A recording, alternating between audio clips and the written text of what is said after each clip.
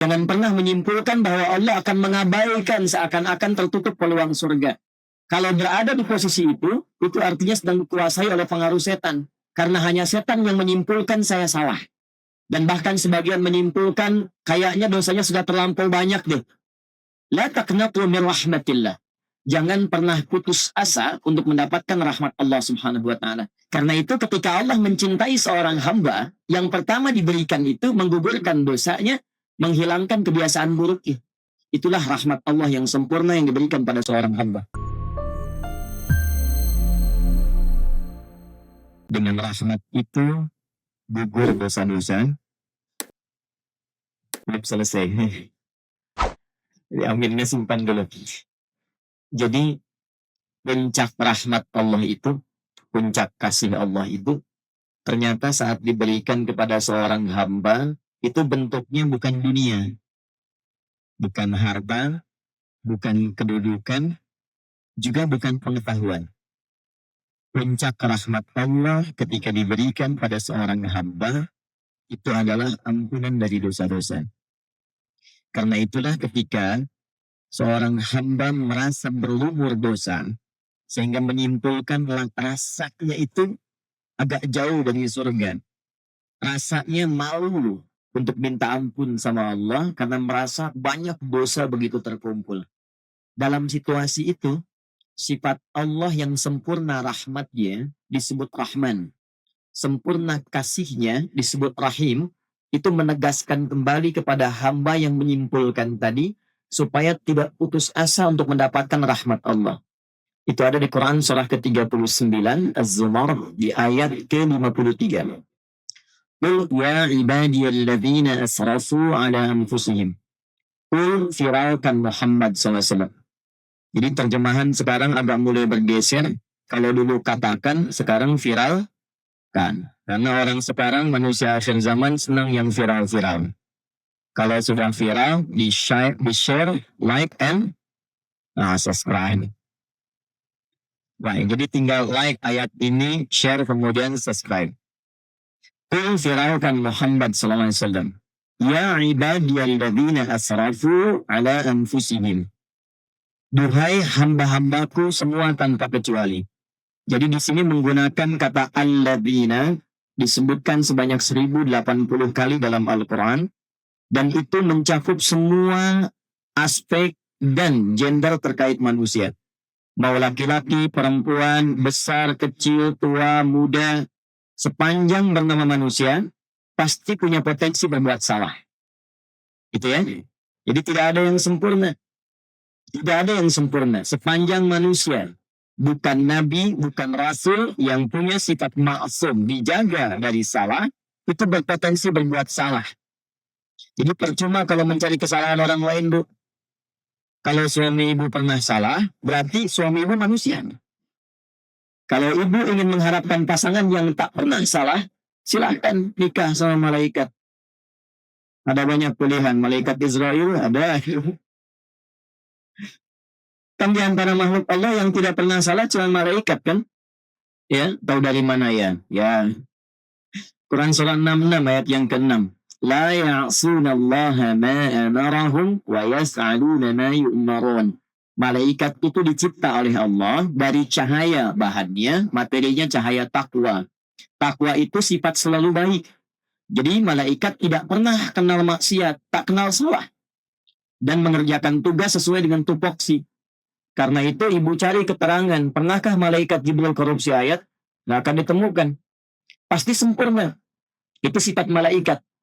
Nah nanti lawannya setan. Setan itu tidak pernah kenal benar. Karena itu dalam Quran, malaikat disebutkan 88 kali, setan disebutkan 88 kali. Untuk menunjuk keberlawanan ini. Nah manusia itu ada potensi benar, kadang berbuat salah. Dalam kesalahan itu jangan pernah menyimpulkan bahwa Allah tidak akan pernah menerima kita untuk kembali. Jangan pernah menyimpulkan bahwa Allah akan mengabaikan seakan-akan tertutup peluang surga.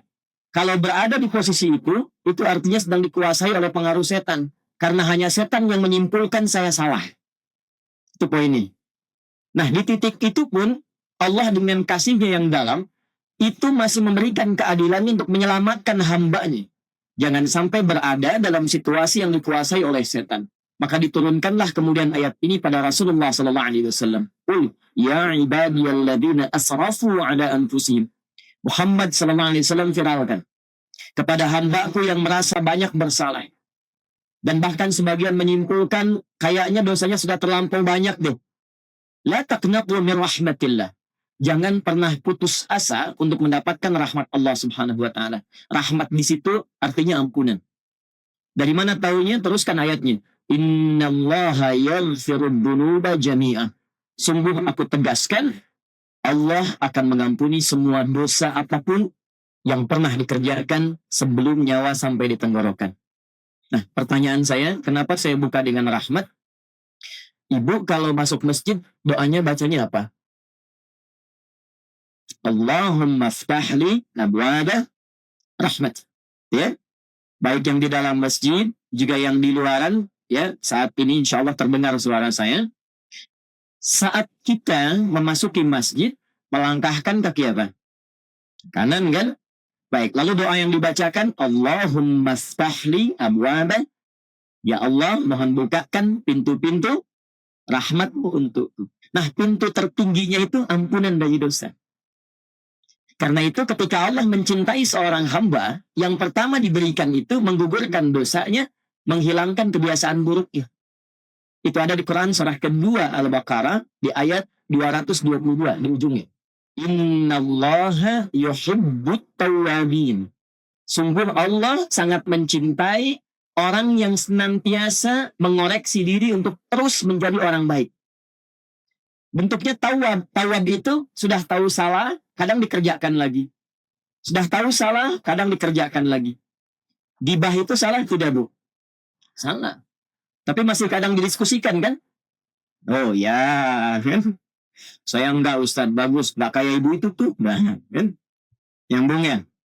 Nah, poinnya adalah, kalau seseorang pernah berbuat salah, tapi dia mau terus memperbaiki sehingga menjadi saleh dan salehah, di saat dia menemukan titik perubahan pada dirinya, turunlah cinta Allah kepadanya.